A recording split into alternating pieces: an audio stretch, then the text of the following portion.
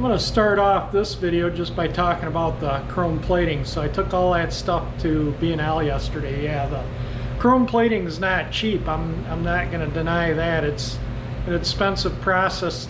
You know, it's very toxic and time consuming. But anyway, yeah, I got the estimate back about an hour ago and I was a little bit in shock. Significantly more than what I expected to chrome plate all those pieces, and I'm not gonna state how much. I was absolutely dumbfounded by how much it's gonna cost.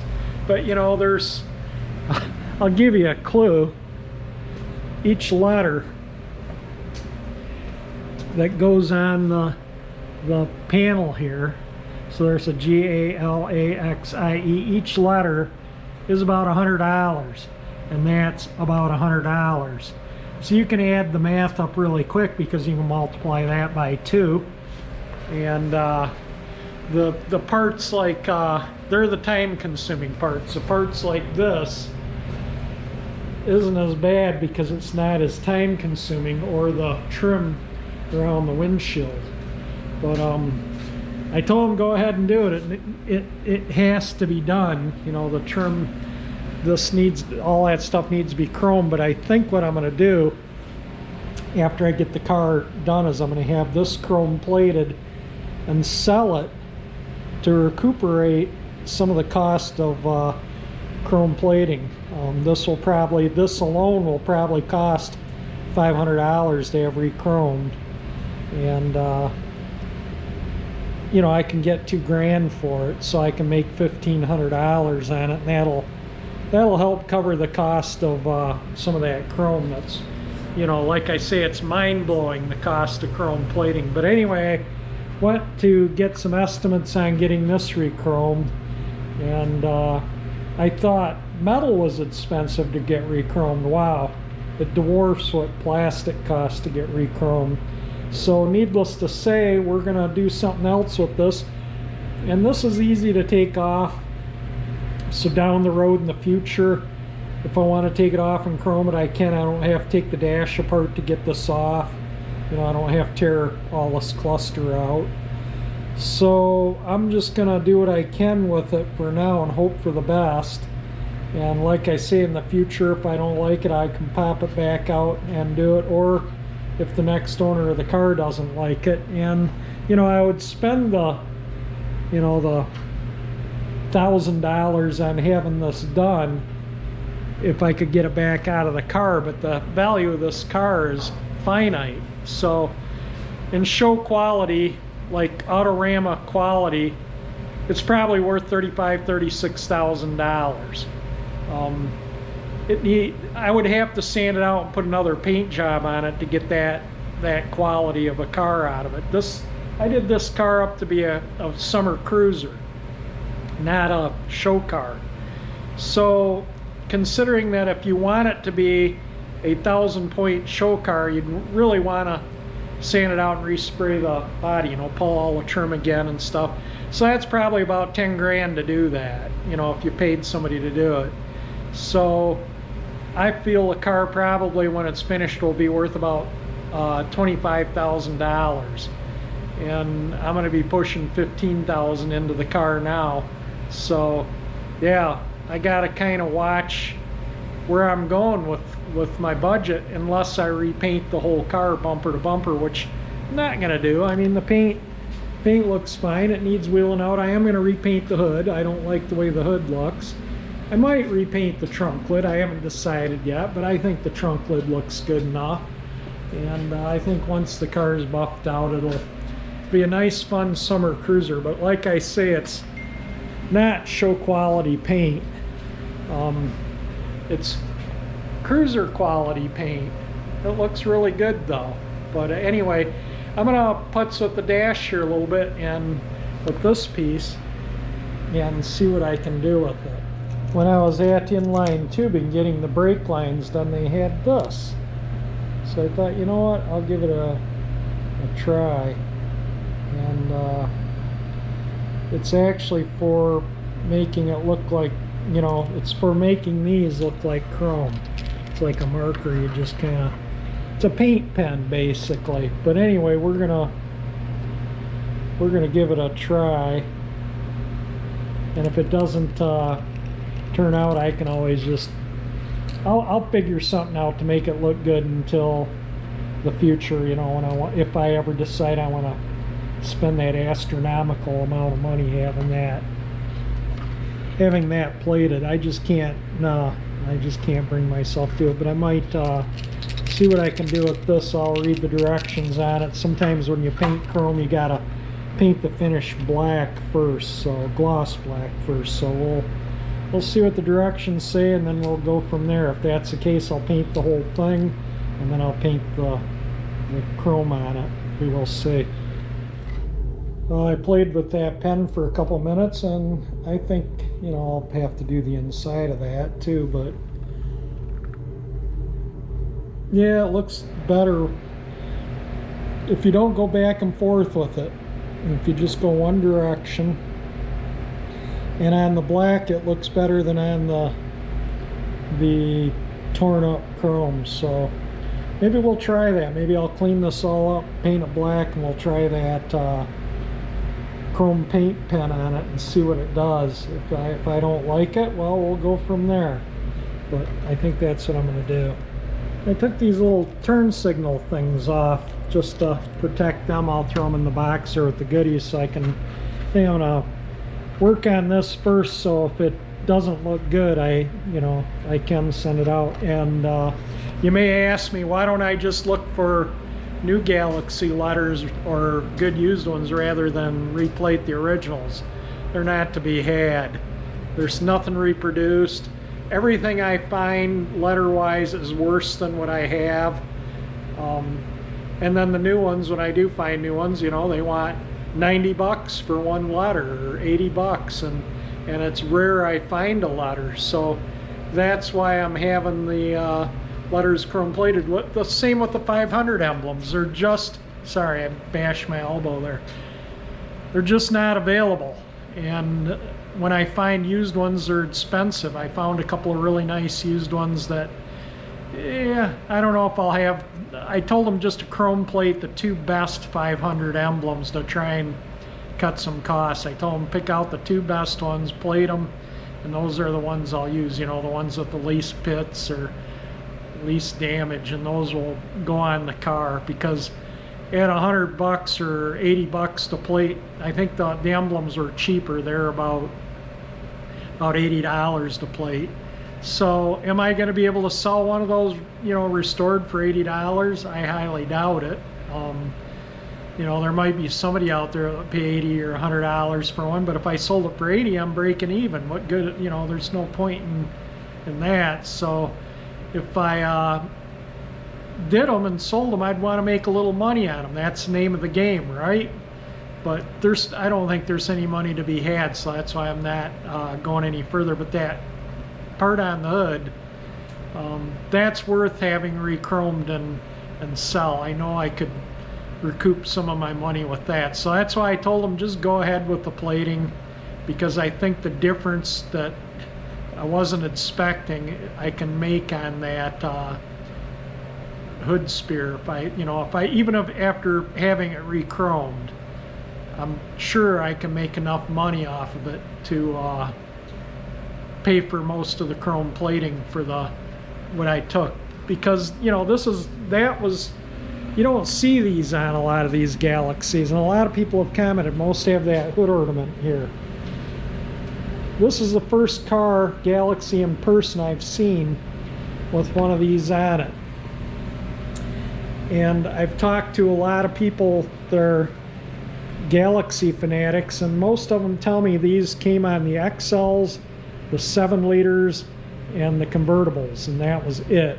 So, you know, it's kind of probably why it's rare. There wasn't a lot of, you know, the masses of cars were 4-door sedans, station wagons.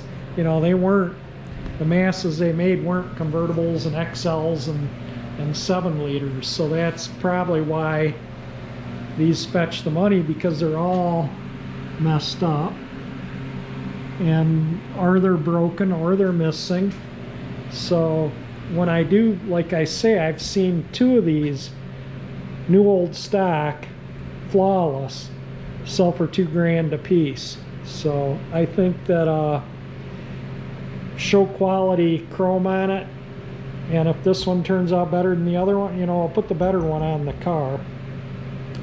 But you know, I can recoup, like I say, money from that, because he was talking this was about $400 or $500 when I was asking what, you know, just kind of getting an idea of what I could, you know, maybe not plate to save some money, but it all needs plating. The shift lever, turn signal, that hood thing. The hood, the one that I had from Bill Lane, I could have probably put it on the car without chrome plating it.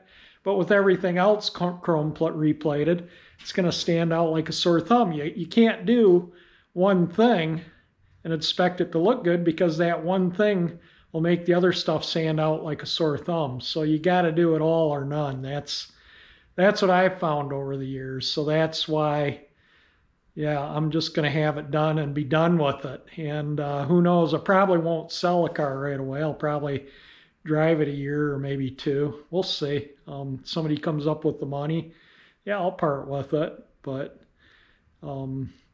you know, like I say, you know, if somebody wanted to use it truly for a show car, they'd want to reshoot the paint on the body. But the jams and everything are fine. The body, most of the body is fine. It's just a few spots. But acrylic enamel, a highly metallic acrylic enamel, is just a nightmare to spray. So I'm going to like I say, when I do the hood, that's going to be acrylic enamel. I'm not, you know, if I repaint the whole exterior body of the car, I'll base clear it, but I don't think I'm going to do that. When I sand plastic out, I just use 4/0 steel wool. And so it's just this chrome, fake chrome or original chrome just is really on there, but it doesn't, you know, it's peeled away most of it. That's why it's, you know, it doesn't clean it up. It's just falling off, but you can see it.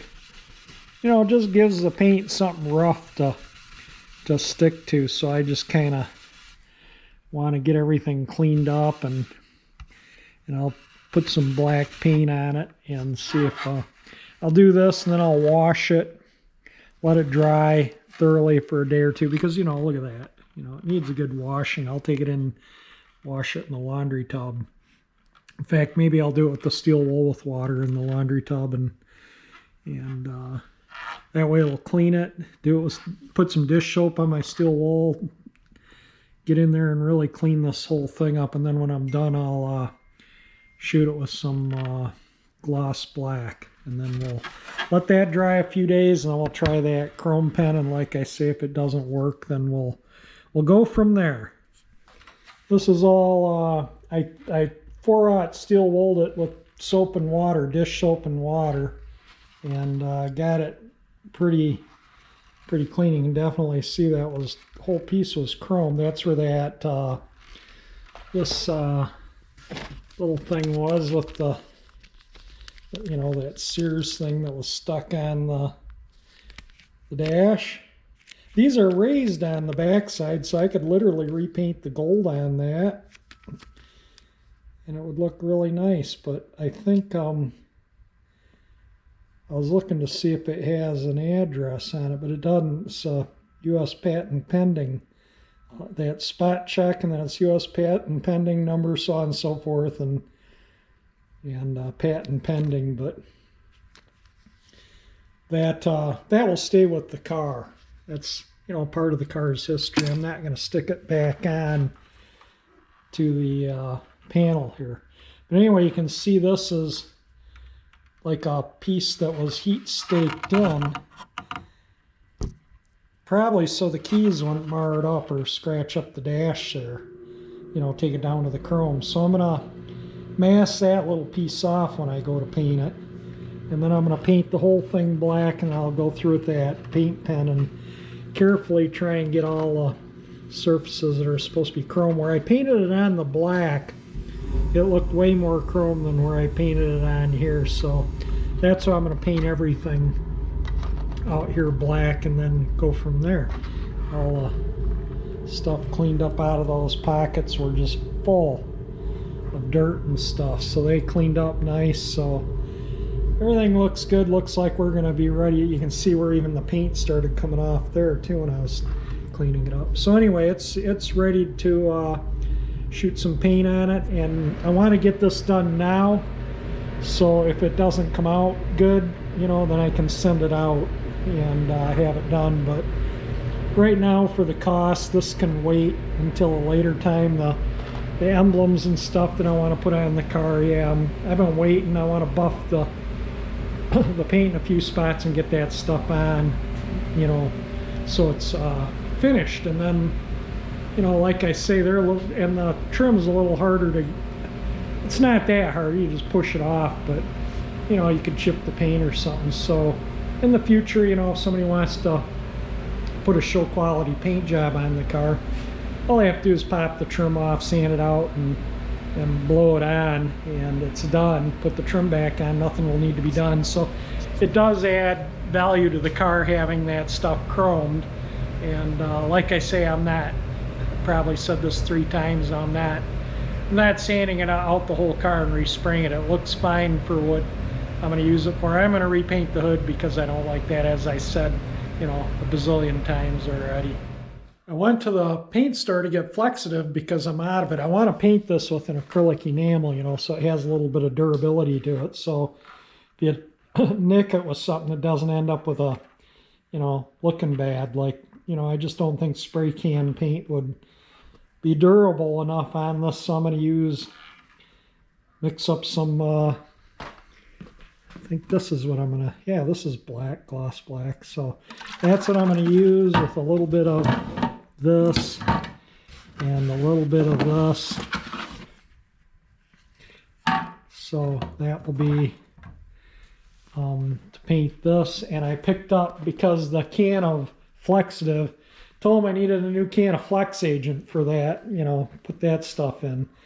So, you know, because paint doesn't like stick to plastic without it. Well, the Flex Agent was $78 for a little can, so I told him I didn't need it. He said to use this. And he said you can use this prime on plastic and use a regular acrylic enamel over this. This is for like bumpers on, you know, those plastic, like this kind of stuff, you know. And so we'll give it a prime. It says states to give it 2 coats and that it can be painted within, I don't know, 15 minutes or something. But anyway, I'll read the direction there exclusively. So anyway, I'll read the directions here. I mean, they give you all these warnings, and then the directions is like 3 sentences. That is what I wipe the panel down with, you know, just make sure there's no silicones or anything. You know, if somebody Armor All'd the dash, you know, 40 or, well, I don't know if Armor All was around 40 or 50 years ago, but if somebody put something on the dash to make it look pretty, hopefully that cleaned it off. Yeah, I don't know if I mentioned this or not, but that paint is clear. And it said to put 1 medium heavy coat on. And that's done. I forgot to mask that. No big deal. I'll just hit that with some lacquer thinner and then mask it as soon as this is dry. It says to let it dry a minimum 15 minutes. So that'll give me time to mix up a little paint cup of paint and get that masked. Well, I masked that off. It came out pretty good. It's dry to the touch now. I'm going to let it dry a little longer. So I'll get the paint mixed up. That primer reeks, so I had to turn on my ventilator, but I'm going to mix this up and I'm going to use a fast dry reducer, a small part like that.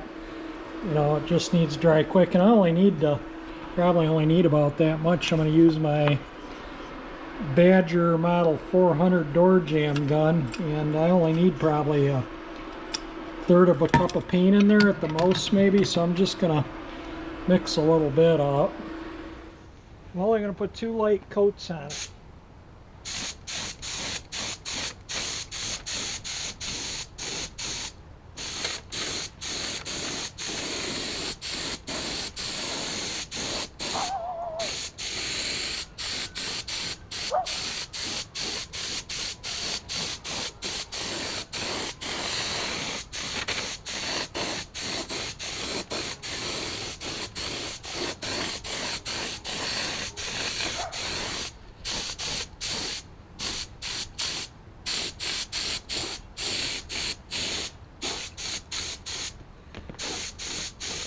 Yeah, I'm not even smelling that paint. There's enough of a breeze to keep the paint moving.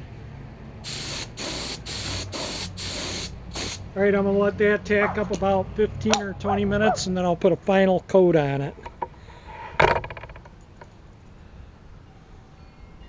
Yeah, it looks pretty good.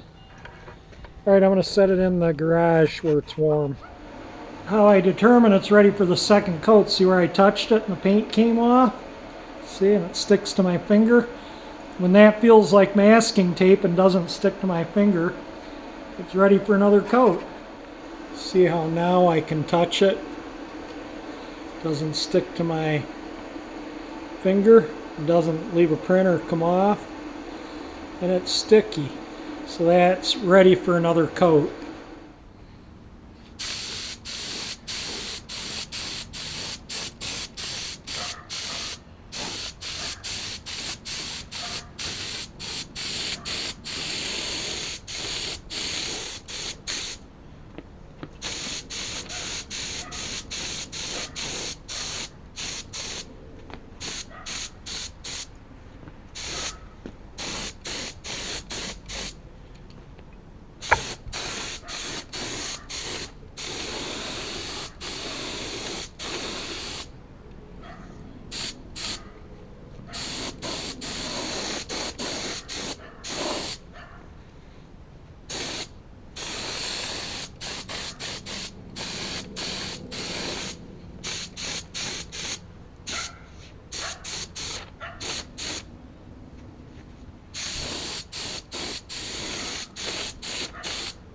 That looks pretty darn good. I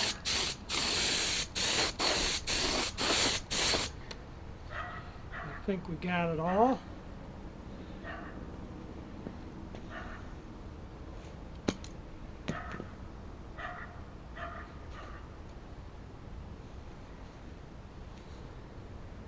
A little spot right there I need to, a little overspray.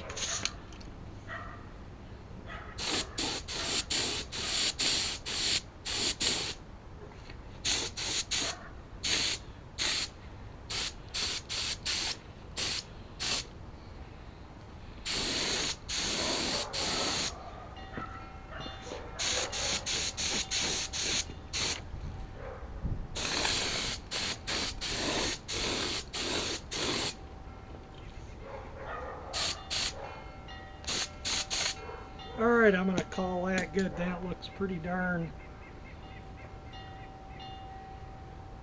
good.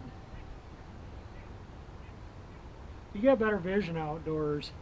That's why I like to paint outside, better lighting. I don't have a proper spray booth, so this is my best. I get my best paint by doing it outside like this. Alright, I'm going to take that in and let it dry for a few days, and then we'll try that chrome paint pen on it.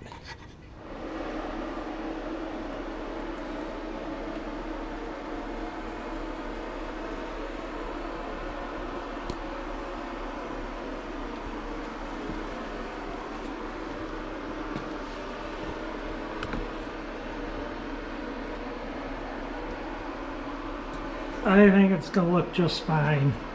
I think once that, you know, is painted up, those little edges and stuff, it's going to look amazing.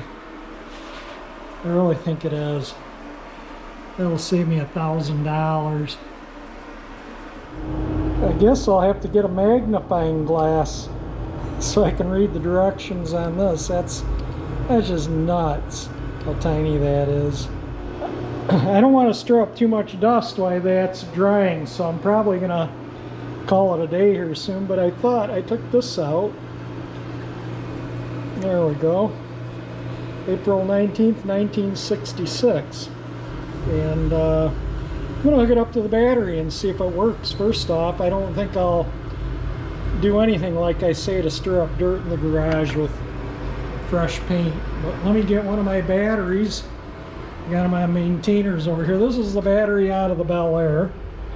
Got it on a battery maintainer. If you're wondering what I use to maintain my batteries. And then that's the old battery out of the Escape. the battery light was coming on in it, and I cleaned connections, and that battery was almost 7 years old, so I put a new battery in it, and it turned out it was the alternator. And the harness to the alternator. It sits right up in the front of the engine. You know, it collects all the crap that comes through the radiator and condenser, you know, and from the road, you know, in the winter time here. So it was, the terminals and the connectors were so corroded, it's a wonder it works. So anyway, it's got a brand new Ford alternator and the wiring harness to the alternator. So, and that's a lead acid battery for the XL175. I put one of those dry cells in it.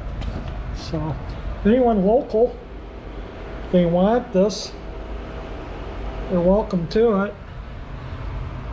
If you have a little bike or something that it would work in, you know, send me a message. I can give it to you. It won't cost me anything. I'm going to put it on the maintainer while I use this battery to see if that clock works. Yeah, these maintainers will work on 6 or 12 volt.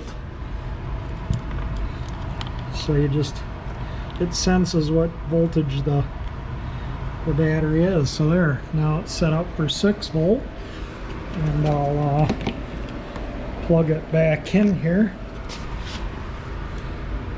And it's charging a little bit. It hasn't been on the thing in a while, so we'll well, it's 60% already. It's picking up, charging at 1 amp. But we'll bring it up, so if somebody wants it, it'll be fully charged. Well, let's see if it does anything.